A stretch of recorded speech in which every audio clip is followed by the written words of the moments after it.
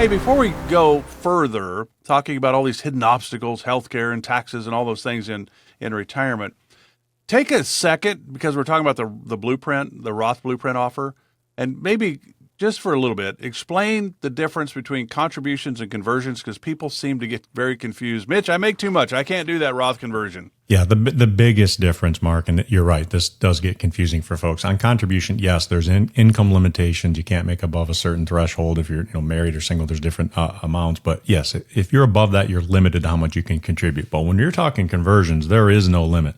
You could literally take your $1 million IRA and convert the whole thing in year one if you wanted to. It might not be the optimal way to do it, but you can do that. So there's no limitation on that. And that's when we talk about the blueprint analysis, our blueprint offer, that's really having a conversation with the folks and saying, hey, let's use our software and analyze your situation and see if it makes sense for you to convert, or would you be better off not converting? We'll tell you that as well. But if you can, if you should, what's the optimal way to do it, right? Because you could do it all in 1 year, or maybe it makes more sense to spread it out over the next 5 years or 6 years or 10 years. Now, the longer you stretch it out, the more you're subjecting yourself to, potentially future tax rates. We know what the tax rates are now. We don't know what they are 10 years from now. So that's, we can give some real clarity to people on whether it even makes sense. And if it does, great. What would be the best way to do it? And we can show you that. And if you want to move forward, great. If not, you know exactly where you stand, and at least you know what you're saying no to. It would be interesting to be 62 years of age. You go, Mitch, you know what? I've got $1 million in my 401k. I want to pay all the taxes right now because I don't want to pay a dime more than I'm supposed to for Medicare because Medicare has a 2-year look back. So if it's 62, you could get hammered that year for taxes, but you're certainly not going to down the road. It's really interesting because I know that all those factor in. Social Security tax, the IRMA for Medicare, the income-related monthly adjusted amount where you could pay a heck of a lot more on your Medicare. Or if folks are in a high income tax bracket anyway, maybe they've got a lot of recurring income that they're in the higher tax brackets anyway. It may make sense for them to do it all in 1 year and just rip the Band-Aid and get it over with and be done with it. For most people, that's not going to be applicable. But again, every situation is different. We're talking about hidden obstacles, which would think about it: longevity, healthcare, taxes, market volatility. There's a lot of things that can affect the success of your retirement.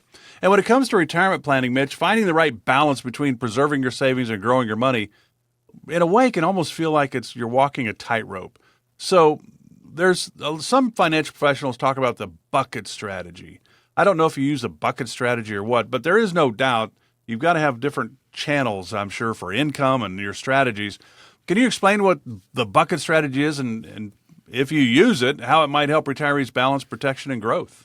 Yeah, a lot of advisors talk about the 3 buckets: short-term, medium, long-term buckets. We look at a little bit differently. We look at, first and foremost, your income bucket. Where is your income coming from? And that's the most important. It's kind of the cornerstone to your retirement, because if you've got the income showing up every month, you can live every day like it's Saturday and not have to sweat it because you know your bucket's getting filled up again the next month.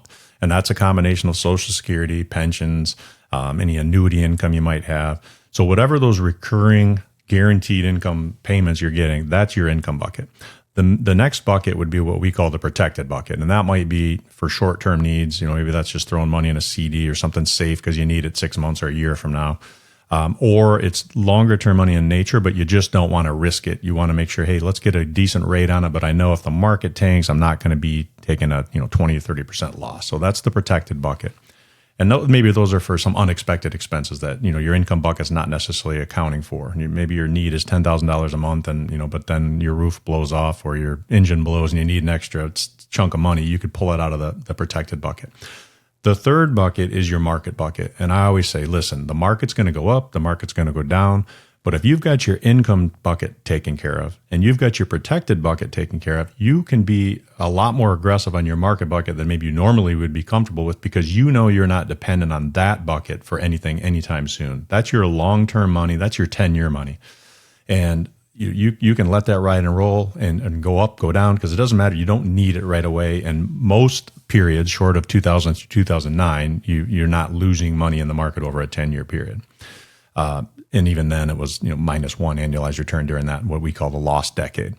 So it's really a combination of those 3 buckets, Mark. And if we've got those managed and we have you set up, it's blue skies ahead because you're protected no matter what. You've got the income you need. You've got some extra dollars there if you need it for whatever reason, whether healthcare or whatnot. You've got that protected bucket there for yourself. And the market bucket, hey, that's the inflation buster. We can let that thing run for the next 10 years or more. And it makes a lot of sense. Don't you feel like, we know that so many folks are really nervous about running out of money before they run out of life. It's the biggest fear retirees have, is a fear of outliving their money.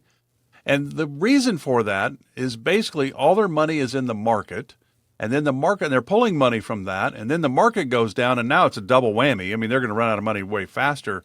The way you set it up, income bucket, protected bucket, and then the market bucket, kind of should alleviate that fear, shouldn't it?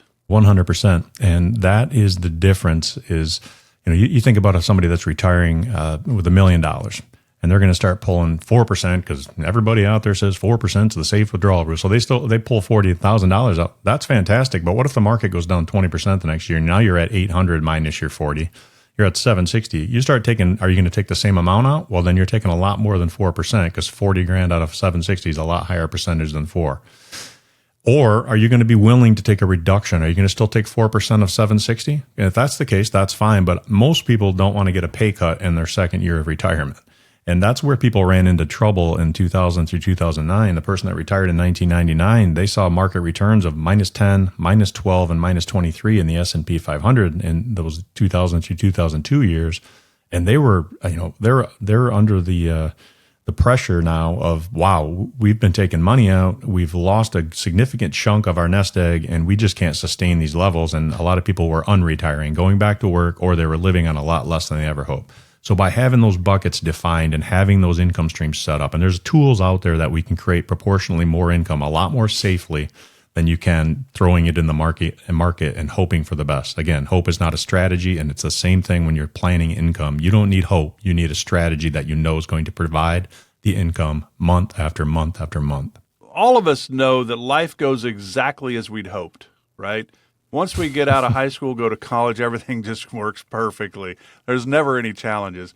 We could be at a kickoff at Arrowhead Stadium. Wait a minute, we blew our knee out and our NFL career is over. That's what happened to Mitch Lyons. That was not in the forecast. That was not planned. So that is the challenge, I think, for retirees, because we hope that we're, especially if we're married, that we just go to bed when we're 98 years of age with our spouse, we're holding hands, and we pass away when we go to sleep.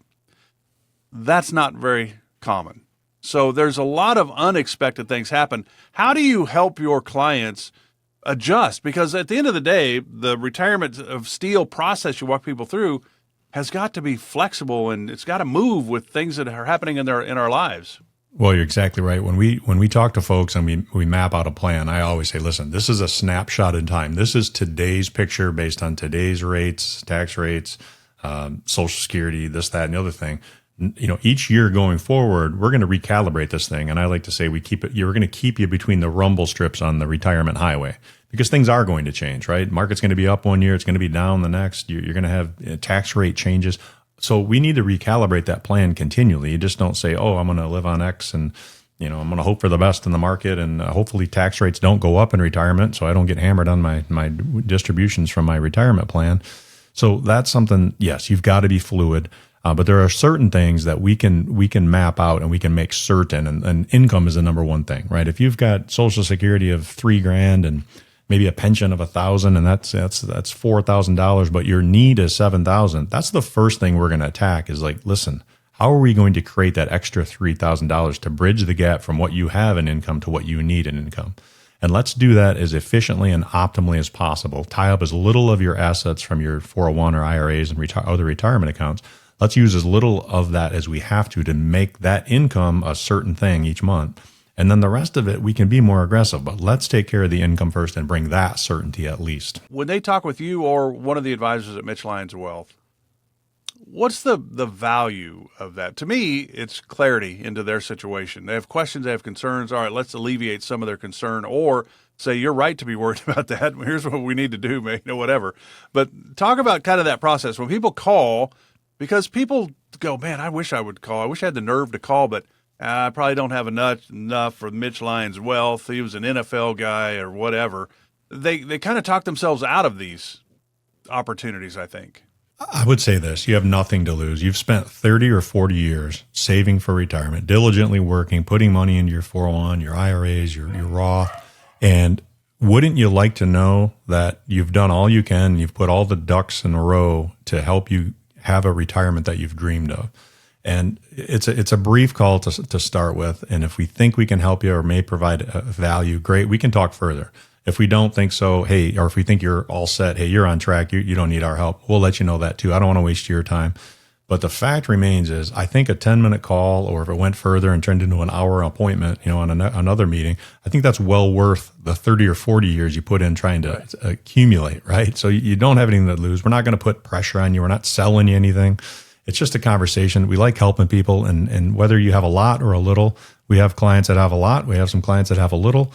We just like helping you, and we like more importantly, we like working with good people. So if you're a good person, we like to work with you. If you're not a particularly nice person, we may not want to work with you. So, and there are those people out there too. But give us a call. You've got nothing to lose. We'd be happy to chat with you and see if there might be a way to better position you.